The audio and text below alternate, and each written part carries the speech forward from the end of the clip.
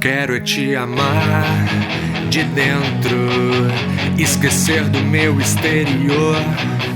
Quero é te amar de perto, meu coração é todo adorador. Eu quero é me entregar de jeito todo dia. Amém? Êxodo capítulo 20. Eu quero ler com você até no verso 11. Então falou Deus todas essas palavras: Eu sou o Senhor teu Deus, que te tirei da terra do Egito, da casa da servidão. Não terás outros deuses diante de mim. Não farás para ti imagem de escultura, nem semelhança alguma do que há em cima nos céus, nem embaixo na terra, nem nas águas debaixo da terra.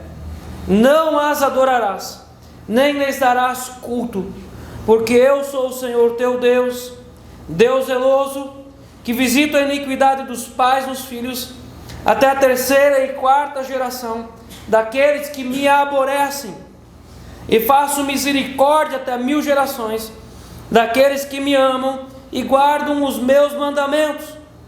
Não tomarás o nome do Senhor teu Deus em vão, porque o Senhor não terá por inocente o que tomar o seu nome em vão. Lembra-te do dia de sábado para o santificar. 6 dias trabalharás e farás toda a tua obra, mas o 7º dia é o sábado do Senhor teu Deus. Não farás nenhum trabalho, nem tu, nem o teu filho, nem a tua filha, nem o teu servo, nem a tua serva, nem o teu animal, nem o forasteiro das tuas portas para dentro, porque em 6 dias fez o Senhor os céus e a terra, o mar e tudo o que neles há, e ao 7º dia descansou. Por isso o Senhor abençoou o dia de sábado e o santificou. Amém? Meus queridos, eu desejo que você preste atenção e você entenda essa palavra por ser verdade. Não é algo hipotético, não é relativo, isso aqui é absoluto, e não existe outra palavra a não ser essa. Nós já conversamos bastante no culto passado, nós já fizemos a abertura desse texto aqui, fizemos a parte da introdução, e hoje nós vamos continuar falando sobre a aliança. E Deus propõe uma aliança com o povo, e não existe uma terceira opção. Não existe uma terceira opção.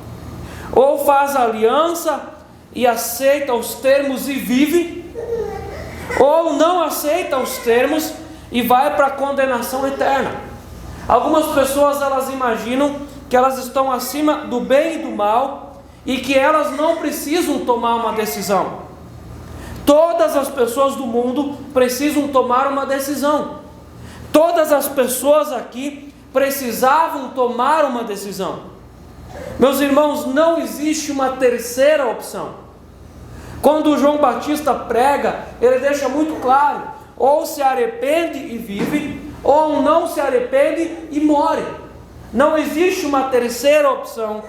Faz a aliança, aceita os termos e vive, vida em abundância aqui na terra já, e vida eterna, ou não aceita os termos e vai para a condenação eterna. Muitas pessoas nas igrejas vivem enganadas. O escritor John Bevere, no seu livro Kryptonita, na página 207, ele faz uma pergunta afirmativa, e ele pergunta: será que nas igrejas evangélicas muitas pessoas vivem enganadas? Então ele faz a diferença entre fé e imaginação, e ele afirma que muitas pessoas elas imaginam que elas têm fé, elas imaginam que elas são convertidas, elas imaginam que elas têm uma aliança, mas elas não têm uma aliança, porque a vida delas não frutifica em aliança. É o que o João Batista falou: produza, pois, frutos dignos de arrependimento, e aonde não há fruto digno de arrependimento, não existe aliança. A aliança com Deus não é segundo a tua vontade. Meus queridos, é por isso que muitas pessoas não aceitam uma aliança com Deus. É por isso que muitas pessoas não querem aliança com Deus. E é por isso que muitas pessoas acham muito difícil uma aliança com Deus. Porque a aliança com Deus, ela não é segundo a minha vontade, segundo o meu querer. Você já entendeu isso? Eu não posso fabricar uma aliança. Eu não posso inventar uma aliança.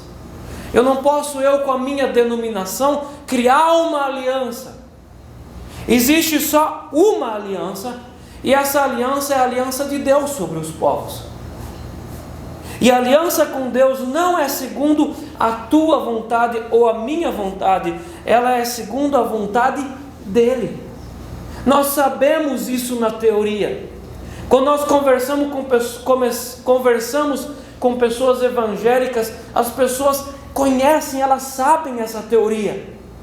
Mas elas não querem viver a aliança do Senhor. Elas querem viver um caminho paralelo. Elas querem inventar uma aliança mais fácil. E não existe uma segunda aliança. Só existe uma aliança. Em Esdras, capítulo 10, verso 3. Você pode anotar para ler em casa. Esdras, capítulo 10, verso 3. E pode ler também o verso 8. Aquelas pessoas que estavam voltando da Babilônia, depois do exílio de 70 anos, elas estavam voltando para Israel sem aliança. Porque os pais daquelas pessoas, os pais, os avós e os bisavós, pecaram contra o Senhor e abandonaram a aliança com o Senhor. E quando essas pessoas estavam voltando da Babilônia, que então já era a Pérsia, e eles estavam se instalando outra vez na terra, na geografia de Israel, Deus propõe para eles uma aliança. E Deus fala com o povo através de Esdras, e Esdras fala com o povo dizendo: Deus está propondo uma aliança. Contudo, vocês precisam abandonar o casamento misto no qual vocês estão. A aliança tem um custo, gente. Essa aliança, ela é conforme a vontade de Deus e ela tem um custo. Meus irmãos, nós vivemos em tempos que muitas instituições barateiam o preço da aliança. Eu fico muito triste com isso. Nós temos na nossa cidade instituições, igrejas que barateiam, que oferecem uma aliança por um preço menor do que a Bíblia fala. E nessas igrejas é muito fácil. Mas essa aliança não é uma aliança, é uma bijuteria. Essa aliança não é uma aliança, é uma imitação. Essa pessoa vai chegar diante do Senhor Jesus um dia, e Jesus vai dizer para ela: não te conheço, servo mau. Eu não conheço você. Eu não sei se as pessoas vão ter direito de falar alguma coisa, mas provavelmente as pessoas vão ter desejo de dizer: mas Senhor, eu estava em tal igreja, em tal denominação, debaixo de tal pastor, eu fiz uma aliança. E Jesus vai dizer: não era um lugar autorizado pelo meu Espírito, aquilo que você fez não foi uma aliança comigo. Eu fico triste com isso, porque essas instituições enganam o povo, e daí aqueles que passam o preço justo são vistos com descrédito. Eu vejo agora nos últimos dias entrando na igreja evangélica brasileira com muita força o stand-up gospel. E as pessoas riem, elas são felizes, e a mensagem que a igreja passa hoje é: o importante é ser feliz. Mas a Bíblia não ensina isso. A Bíblia ensina que o importante é ser fiel e não feliz. E muitas vezes na fidelidade ao Senhor nós não vamos ser felizes, mas nós vamos permanecer fiéis com o Senhor. Mas uma pessoa que vai numa igreja que barganha, que negocia, que comida e stand-up, para essa pessoa é dito que o evangelho tem aquele preço de banana, é muito barato para ela, é muito fácil. E quando alguém oferece o verdadeiro preço do evangelho, essa pessoa vai dizer: não, na tua igreja é muito difícil, é muito sério, eu vou naquela outra igreja. Porque as pessoas gostam de ser enganadas, mas as próprias instituições enganam as pessoas. Meus irmãos, anota isso: a aliança com Deus não é segundo a tua vontade, ela não é segundo a vontade das pessoas. Por isso que o João Batista perdeu o pescoço, porque ele oferecia uma aliança não segundo a vontade das pessoas. Por isso que pegavam em paus e pedras para apedrejar Jesus, porque ele não oferecia uma aliança segundo a vontade dos fariseus ou dos saduceus.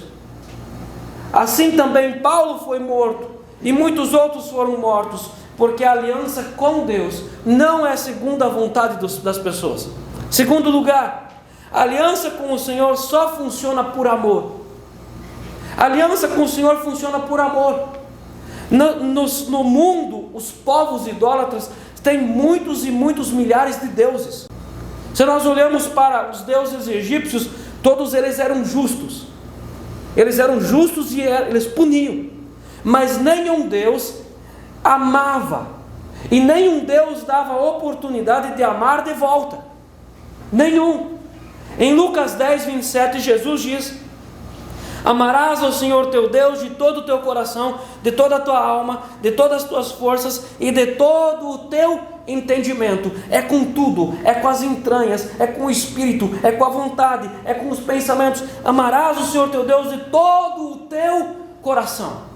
E aqui, quando a Bíblia fala de coração, não é o órgão que bombeia sangue. Aqui o coração é o interior, é a essência interior, são os pensamentos, as vontades, tudo aquilo que me move de dentro para fora, de todo o teu coração. E andar com o Senhor é um relacionamento de amor. Um relacionamento só funciona se existe amor. Até mesmo para trabalhar com alguém, um sócio, isso só funciona enquanto tem amor. Às vezes nós dizemos: mas é só interesse por dinheiro. Quando é interesse por dinheiro, não dura tempo. Só funciona se houver amor. Só se houver amor. Até aqui nesse ponto, até agora, o povo não entendia Deus como Pai.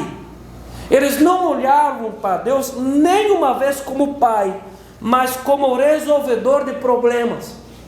Quando vieram os egípcios atrás, eles pediram socorro para quem? Deus nos ajude. Mas eles não tiveram um relacionamento de amor. Deus era um resolvedor de problema para eles. Eles tiveram o problema da água amarga e da sede. Deus ajuda a gente.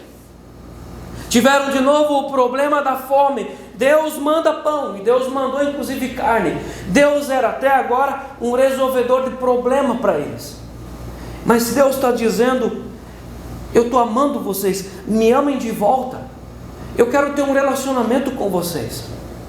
Me amem de volta. Eu não quero estar sobre vocês como um resolvedor de problemas, e vocês apenas me buscam quando vocês precisam. Me amem de volta, porque eu amo vocês. E Deus propõe um relacionamento de amor, e Deus está dizendo: eu te amo, e você precisa me amar de volta. E eu vou conseguir amar de volta apenas quando eu entender quão maravilhoso Ele é, e quão minúsculo eu sou. Enquanto que eu me acho bom, autossuficiente, eu sou muito bom, eu não consigo amar de volta. Mas quando eu entendo quão grande e maravilhoso Ele é, e como as suas misericórdias se renovam cada manhã, e eu entendo como eu sou minúsculo, como eu sou pó, como eu sou cinza, como eu sou sensível, como a minha vida é tremendamente passageira, quando eu entendo que eu sou nada e Ele é tudo, eu vou conseguir amar de volta. E o amor, e é esse amor que nos move em obediência. Pastor Luciano Subirá, no seu livro Graça Transformadora, ele fala sobre amar a Deus, e ele fala também sobre obedecer. Ele mostra que a graça transforma para a obediência, e ele usa uma figura de um paraquedas reserva. Ele diz: quando você não consegue mais obedecer por amor, então obedeça por temor. É o paraquedas reserva. Mas tomara que você nunca precise usar o paraquedas reserva. Relacione-se com Deus por amor e não por medo. Porque o relacionamento perfeito é aquele relacionamento que é feito por amor. Um pai e uma mãe têm prazer na obediência dos filhos, quando os filhos obedecem por amor. Que tristeza que é quando um pai e uma mãe olham para os filhos e os filhos lhe obedecem porque têm interesse de no final de semana ganhar R$100. Que terrível que é para um pai e para uma mãe quando os filhos lhes obedecem por medo de apanhar. Que terrível isso!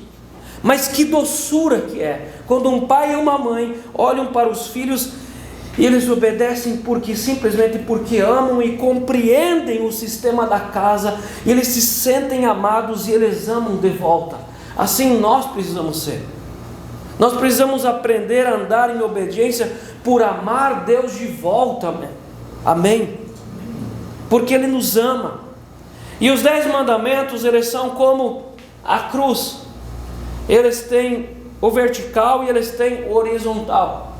Na palavra grega, 10 mandamentos é decálogos, é 10 palavras. Logos no grego é palavra, logos ou loios é palavra, é declogos, 10 palavras. E ele é vertical e horizontal.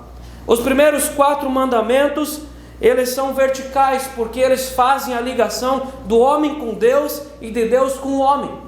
É diretamente entre criatura e o Criador. Eu sou o Senhor teu Deus, não terás outro Deus além de mim, santificarás o dia de descanso, lembra-te do dia do sábado, não tomarás o nome do Senhor teu Deus em vão. É vertical, é entre eu e Deus.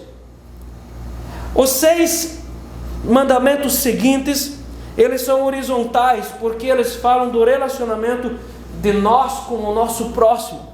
Não furtarás é com quem? Não matarás é com quem? Não matarás, não adulterarás é com o próximo. É como a cruz. E Jesus compactou esses 10 mandamentos em 2. Ele diz: amarás o Senhor teu Deus acima de todas as coisas e amarás o teu próximo como a ti mesmo. Jesus compactou esses 10. E eu quero mostrar para vocês que esses 10 mandamentos, eles são como uma panela. Eles têm um fundamento e eles têm uma tampa. O primeiro fundamento de cima é: não terás outros deuses além de mim, porque eu sou o Senhor teu Deus. E depois os mandamentos vão explicar como amar esse Senhor Deus. A parte de baixo é no verso 17: não cobiçarás, porque a cobiça é a raiz de todo o resto. Quem cobiça vai dar falso testemunho. Quem cobiça, furta. Quem cobiça, adultera. Quem cobiça, mata. E quem cobiça, desonra o pai e a mãe. Amém? Então vamos lá. No culto passado, sem perceber, eu já trabalhei o primeiro mandamento: eu sou o Senhor teu Deus. Eu sou o Senhor Adonai. Eu já trabalhei esse primeiro mandamento lá no culto passado. Então hoje nós vamos continuar a partir do segundo, do verso 3 ao 5. Não terás outros deuses diante de mim. Não farás para ti imagem de escultura, nem de semelhança alguma, do que há em cima dos céus, nem embaixo da terra, nem nas águas debaixo da terra. Não as adorarás, nem lhes darás culto. Não terás outros deuses além de mim. O pastor Matteo Henry, ele começa falando assim: tudo aquilo, criatura, pessoas, valores, nomes, orgulhos, que o ser humano dá glória e honra, isso se torna um Deus na vida da pessoa. É bem verdade que o Salmo 115 e o Salmo 135 são os textos que nós mais pegamos para falar sobre idolatria, porque eles dizem que os deuses dos povos são de prata e são de ouro. Eles têm ouvidos e não ouvem, têm olhos e não enxergam, têm boca e não falam, têm mãos e não pegam, têm pés e precisam ser carregados. Em uma procissão onde as pessoas carregam os seus deuses, o Deus não anda sozinho, ele precisa ser carregado. Quando alguém tem uma imagem de um Deus na sua casa, ele precisa colocar um telhado em cima, porque aquela divindade não tem nem poder para se guardar do sol e da chuva. Ela não faz nada. Mas o apóstolo Paulo nos traz uma verdade muito profunda, e ele diz que por detrás dos ídolos existem demônios que trabalham, que têm poder, que curam, que cumprem votos. Então, quando uma pessoa nos diz assim: olha, eu fiz voto com tal imagem, eu fiz uma procissão e eu fui curado, essa pessoa de fato não estará mentindo, porque os demônios também têm poder de cura. Então aqui, essa é a forma mais rústica de idolatria. Alguém tem uma imagem em casa, alguém tem uma ferramenta de oração, isso é a forma mais rústica de idolatria. Mas o pastor John Bevere, o escritor, no livro Kryptonita, página 145, ele diz: o elemento básico da idolatria é quando você tira ou dá força a algo ou alguém além de Deus. Eu quero ler de novo. O elemento básico da idolatria é quando você tira ou dá força a algo ou alguém além de Deus. Um ídolo se torna a fonte de algo para nós. Antes daquilo se transformar em uma estátua, a idolatria nasce no coração. O coração da idolatria não é estátuas, estatuetas, altares, nem templos. Eu vou ler de novo. O coração, a essência da idolatria, não é estátuas, estatuetas, altares, nem templos. E uma visão distorcida de Deus é a base de toda a idolatria. Uma visão distorcida de Deus é a base da idolatria. Depois que Deus deu os 10 mandamentos, Deus ofereceu as cláusulas do contrato. Deus ofereceu. Antes do contrato vir lá do Sinai, lá de cima, carregado pelo Moisés, antes do Moisés apresentar as cláusulas para o povo fez um bezerro de ouro, que é o quê? Um ídolo, e eles disseram: esse aqui é Yahvé. Você pode ler na Bíblia e nós vamos ver. Isso aqui é Yahvé, esse aqui é o Adonai, vamos adorar, esse aqui é o nosso Yahvé. Uma visão distorcida de Deus é a base de toda idolatria.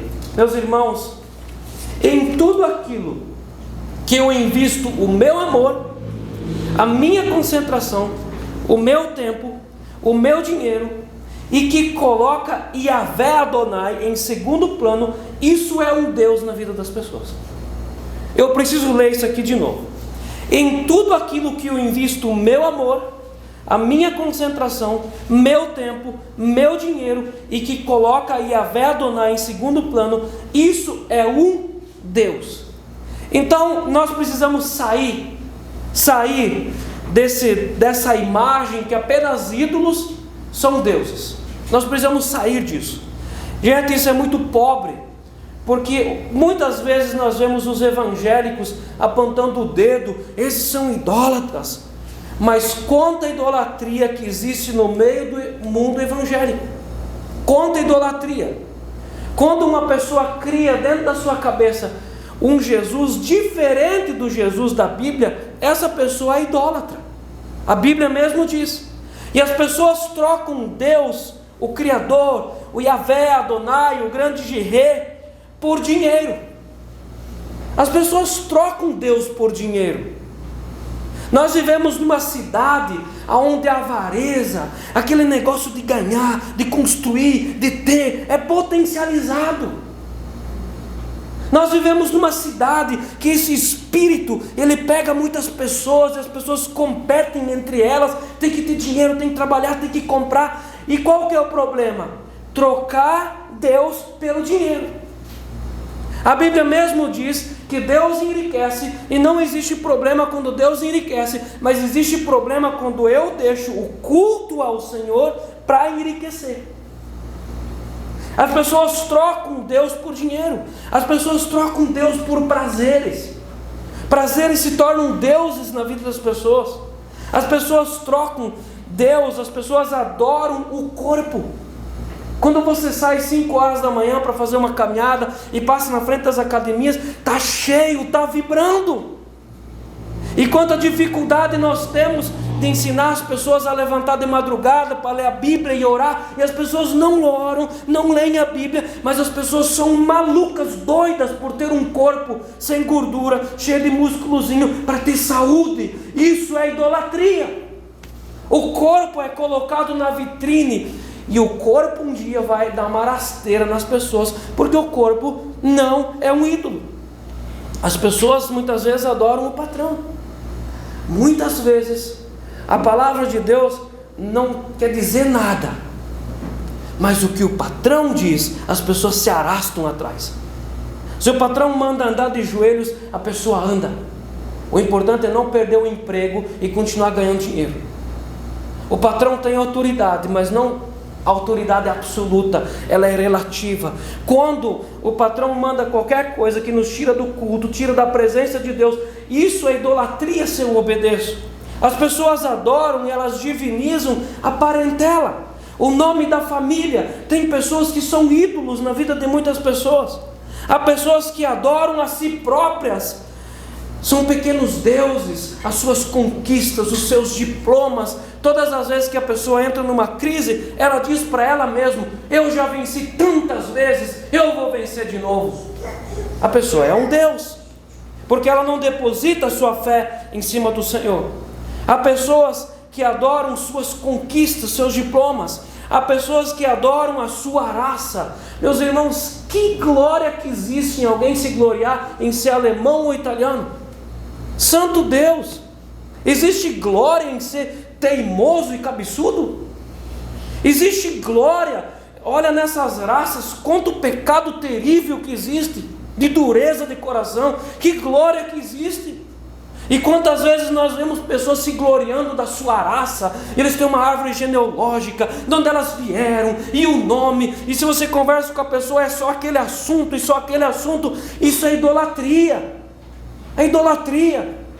O apóstolo Paulo escreve para Timóteo, em 2 Timóteo, dizendo que é fábulas de velhas caducas.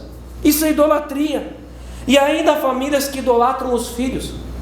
Essa idolatria, ela está crescendo muito no mundo hoje. Se você vai em qualquer lugar, você vai ver que as crianças mandam nos pais, e os pais obedecem, e os pais se arrastam diante dos filhos. Essa idolatria está crescendo. O mundo está diferente do que era uma vez. Uma vez os filhos obedeciam aos pais, agora os pais obedecem aos filhos, e os pais não percebem. Existem filhos que são idolatrados. A idolatria, ela endurece, ela imbeciliza e ela condena a morte eterna. Eu vou ler de novo. A idolatria, ela endurece, ela imbeciliza e ela condena a morte eterna. E uma pessoa pode frequentar uma igreja evangélica há anos e ainda ser condenada ao inferno por ter sido idólatra.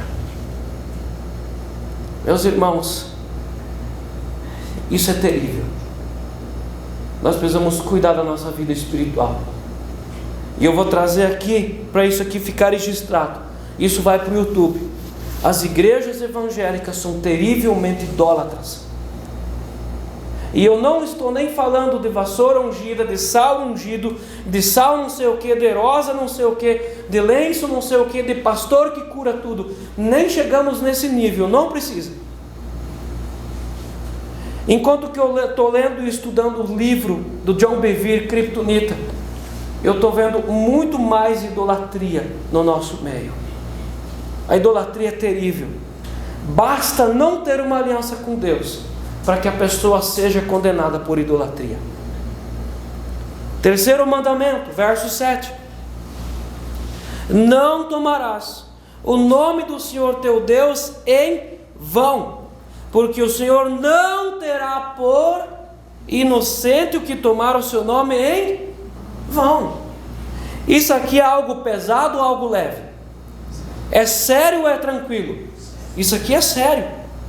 Não tomarás o nome do Senhor teu Deus em vão.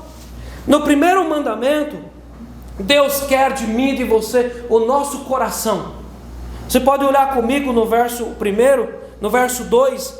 Eu sou o Senhor teu Deus. Deus quer o meu coração. Gente, Deus não é barato. Deus não é barato. E um cristão também não é barato. Nós não temos preço de banana. Nós valemos muito. E Deus não é barato. Deus não tem preço. Então, se eu quero entrar na aliança, eu preciso dar o que para Deus? O meu coração. Segundo mandamento, Deus quer toda a minha fé. Não farás para ti imagem e escultura, não terás outros deuses diante de mim. Deus exige de mim toda a minha fé, todo o meu potencial, toda a minha vontade de crer, precisa estar situado nele. No terceiro mandamento, Deus quer que a minha forma de viver o represente. Nesse terceiro mandamento, Deus quer todo o meu testemunho só para Ele. Há pessoas que pensam que esse mandamento, não tomarás o nome do Senhor teu Deus em vão, é apenas sobre as pessoas que ficam o tempo todo dizendo: ai meu Deus do céu, ai meu Deus, santo Deus.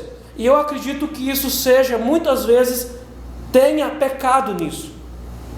Você imagina se lá na tua casa, cada pouco alguém te chamasse: ô vem aqui, ô fulano. Aí você vai lá: não, nada não. As pessoas ficam o tempo todo pedindo: ai meu Deus do céu. E tudo é o nome de Deus, e tudo é por amor de Deus. Meus irmãos, não precisa ser assim. Eu posso contar uma história sem meter Deus no meio. Seja o teu sim, sim, o teu não, não. Mas eu acho que a explicação não é só isso. A porcentagem é bem mínima do peso em cima disso. Mas o maior peso, não tomarás o nome do Senhor teu Deus em vão, é: nessa aliança, eu preciso honrar o Senhor com o meu testemunho. O que é tomar o nome de Deus em vão? Quando eu digo eu sou de Deus, eu pertenço para Deus, eu tenho uma aliança com Deus, mas eu não represento Ele. As pessoas olham para mim e elas não conseguem ver a vida do Senhor em mim. E isso é tomar o nome de Deus em vão. O que era tomar o nome de Deus em vão aqui? Alguém dizer: Yahvé é o meu Deus, Jeová é o meu Deus, Adonai é o meu Deus, mas fazer pacto com os filisteus, com os jebuseus, com os ferezeus, fazer aliança com os deuses, é ser mau testemunho, é tomar o nome do Senhor Deus em vão. E tem aqui uma punição. Qual é a punição para quem toma o nome do Senhor Deus em vão? Não terá por inocente o que tomar o seu nome em vão. Tinha um pastor no nosso seminário, grande pastor Irã, e ele dizia assim: Deus prefere não ser representado do que ser mal representado. Represente Deus bem no meio onde você vive e você trabalha. Seja um cristão verdadeiro, represente o Senhor. Do verso 8 ao verso 11: lembra-te do dia de sábado para o santificar. 6 dias trabalharás e farás toda a tua obra, mas o 7º dia é o sábado do Senhor teu Deus. Não farás nenhum trabalho, nem tu, nem o teu filho, nem a tua filha, nem o teu servo, nem a tua serva, nem o teu animal, nem o forasteiro, nem das portas para dentro, porque em 6 dias o Senhor fez os céus e a terra, o mar e tudo o que nele há, e ao 7º descansou. Por isso o Senhor abençoou o dia de sábado e o santificou. Nós falamos assim: santificarás o dia de descanso. Nós não precisamos aqui criar polêmica em cima de nova antiga aliança, amém? Nós não precisamos criar polêmica se é sábado, se é domingo, e nós temos certeza que o domingo não substituiu o sábado. Domingo é domingo e sábado é sábado. Mas o que existe por detrás desse mandamento? O que tem por detrás do santificarás o dia de descanso? No Egito, essas pessoas eram escravas do trabalho. Elas trabalhavam de segunda a segunda. Elas eram escravas. Elas não usufruíam de nada daquilo que elas trabalhavam. Elas eram escravas. Elas eram pessoas sem aliança. Elas estavam debaixo de Faraó e elas eram escravas do trabalho. Elas só trabalhavam. Se no primeiro mandamento Deus quer o meu coração, no segundo mandamento Deus quer a minha fé, no terceiro mandamento Deus quer o meu testemunho, no quarto mandamento Deus quer o meu tempo. E nós sabemos que o tempo é muito precioso. Alguns dias, era janeiro, e nós já estamos em outubro, quase em dezembro. O mês de novembro nós nem vamos ver passar, mas o tempo é precioso, porque o tempo que passou não volta. E quantas pessoas que choram mas o tempo não volta. O tempo é precioso. E Deus quer o meu tempo para Ele. O que Deus está dizendo?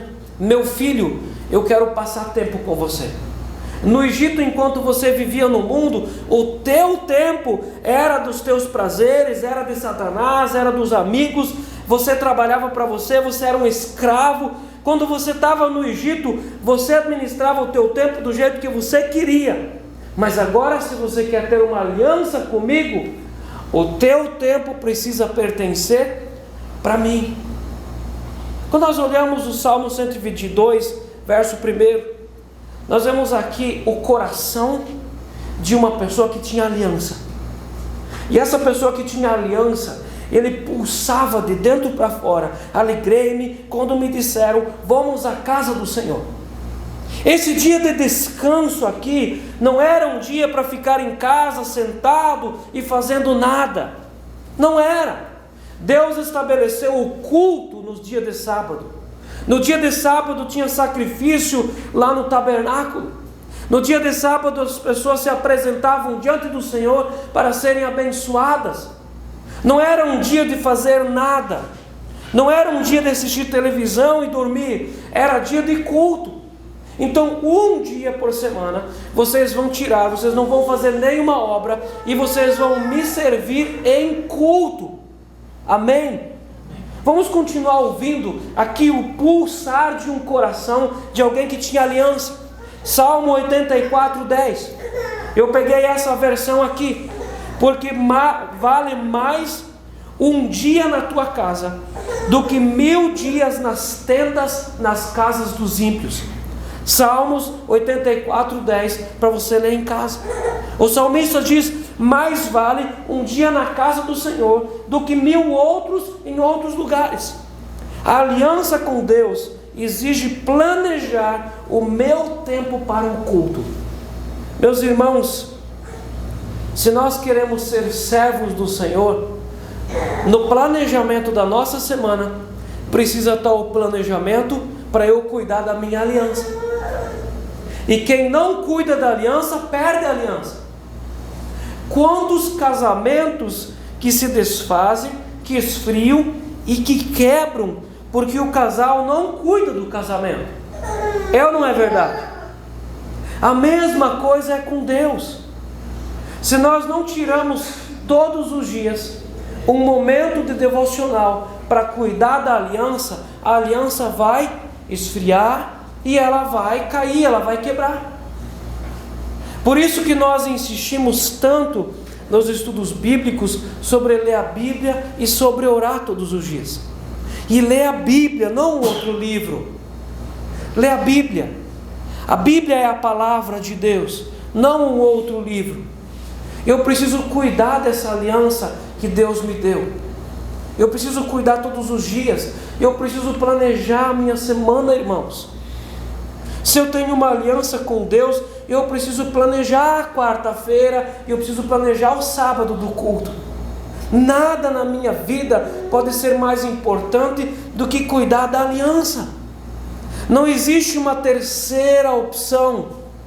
Todos nós nos encontraremos com a morte e todos nós nos encontraremos com o trono branco do julgamento final.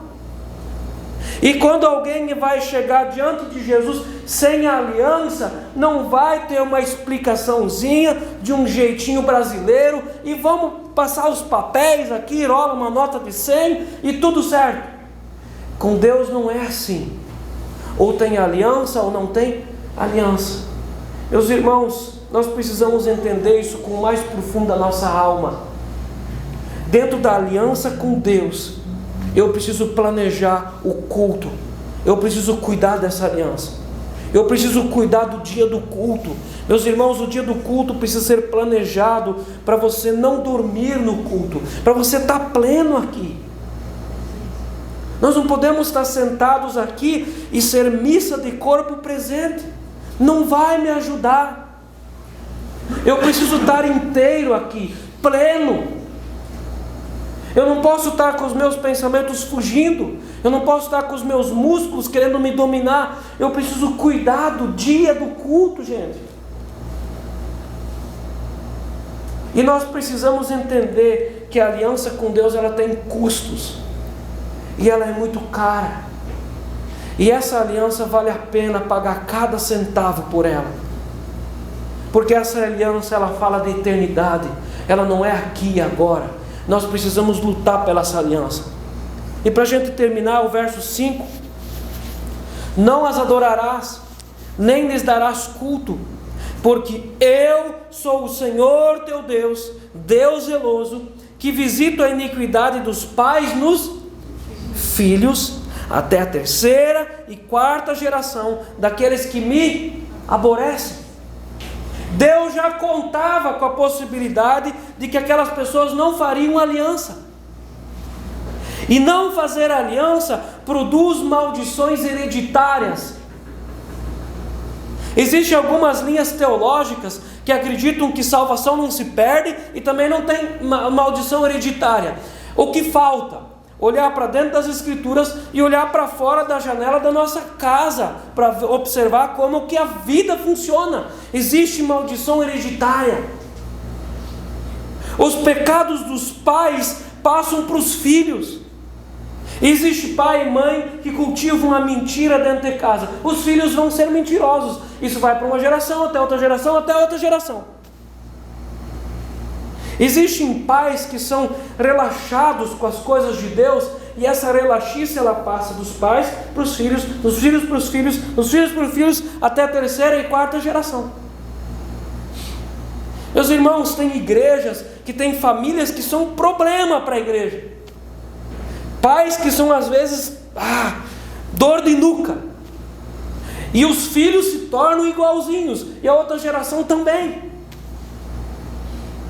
E eu faço uma pergunta muito séria aqui. Como é a minha vida, o que eu estou produzindo para a próxima geração? Eu estou produzindo uma geração profética, uma geração de aliança, ou eu estou produzindo uma geração de maldições hereditárias? Os pais são responsáveis pela salvação dos filhos, gente. Numa casa onde os pais falam mal da igreja, riem de aliança, falam mal de batismo, falam mal das coisas de Deus, os filhos tendem depois a não querer Deus. E essa maldição vai para outra geração e outra geração. Meus irmãos, está nas nossas mãos produzir gerações de alianças. E os filhos precisam herdar essa aliança, e os pais precisam implorar os filhos para andar com Deus. É terrível isso, uma casa aonde não se cultiva o evangelho, e a maldição vai passando de geração em geração. E o texto diz aqui: porque eu sou o Senhor teu Deus, Deus zeloso, que visita a iniquidade dos pais nos filhos, até a 3ª e 4ª geração daqueles que me aborrecem. E nós já fizemos essa conta. Quando uma casa entra em apostasia, nega o nome de Jesus, muito provavelmente os filhos vão negar, os filhos vão negar, e os outros filhos vão negar, e muito provavelmente na 4ª geração Deus vai de novo visitar para dar uma oportunidade de aliança. E nós precisamos olhar pela janela da nossa casa e assistir e admitir que isso é verdadeiro e isso existe. Se nós abandonarmos a Cristo, os nossos filhos vão ficar sem salvação, e vai ser uma família unida no inferno. Mas o texto termina não falando de maldição. O verso 6 termina falando de bênção: e faço misericórdia até 1000 gerações daqueles que me amam e guardam os meus mandamentos. Meus irmãos, lá na igreja onde eu estava no concílio, foi cantado a música do Vinard, Deus de nossos pais. Aquela música que nós ouvimos no começo do culto aqui. E naquela igreja fazia sentido, porque aquela igreja é uma igreja de muitas gerações de crentes. Aquela igreja é uma igreja de muitas gerações de cristãos. Os fundadores foram cristãos, e várias gerações, e para aquele povo fazia sentido cantar o Deus de nossos pais. O que nós vamos deixar para as próximas gerações? O que os nossos filhos vão cantar de nós? Será que eles podem cantar depois de alguns anos o Deus de nossos pais? E a palavra é muito clara: eu faço misericórdia até 1000 gerações daqueles que me amam e guardam os meus mandamentos. Você quer andar em aliança com Deus? Deus quer o teu coração, a tua fé, o teu testemunho e o teu tempo. E não existe aliança segundo a tua vontade. Existe só uma aliança, e essa aliança é segundo a vontade dele. Amém? Eu quero pedir para que você feche os teus olhos. E se você não tem aliança com Deus, se você ainda é uma pessoa que está enganada, eu tenho certeza que o Espírito Santo falou muito com você nessa noite. Eu tenho também certeza que Deus falou com você durante a semana, empurrando você e beliscando você, para que você tome uma decisão. E eu desejo que Deus continue apertando você hoje mais um pouco, para que você decida fazer uma aliança com o Senhor, para que o Espírito Santo coloque dentro de você o temor, a realidade da condenação, a realidade do inferno, a realidade de viver, de passar uma eternidade sem o céu. E se você quer fazer essa aliança, você pode nesse momento curvar a tua cabeça e dentro do teu ser, no fundo da tua alma, tomar essa decisão e dizer: eu quero dar para o Senhor, Pai, o meu tempo, a minha fé, o meu testemunho e o meu coração. Em nome de Jesus, Senhor. Eu continuo orando na tua presença, Pai, porque nós cantamos aqui nesse lugar, no momento de louvor, que venha o teu reino. E nós aprendemos também por meio de João Batista que o reino vem apenas quando há profundo e verdadeiro arrependimento, quando há abandono do eu, quando há abandono das minhas vontades, dos meus méritos, e quando há uma profunda e verdadeira entrega ao Senhor Deus, Yahvé, Jeová Jireh, o Adonai. Em nome de Jesus, Senhor, para que o Senhor haja, para que o Senhor trabalhe no nosso meio, nós precisamos, Senhor Deus, que o Senhor derrame nesse lugar aliança, Senhor, aliança de uma nova caminhada, aliança de um novo tempo, Senhor. Seu Deus, em nome de Jesus, eu quero hoje já orar, Senhor Deus, pedindo a tua presença na quarta-feira no estudo bíblico. E prepara, Senhor Deus, o coração da tua igreja para o próximo sábado, o próximo culto, quando nós vamos estudar sobre os outros 6 mandamentos que o Senhor deu. Em nome de Jesus, Senhor, tenha misericórdia, Senhor Deus, da nossa vida, da nossa casa e da nossa igreja. Em nome de Jesus. Amém.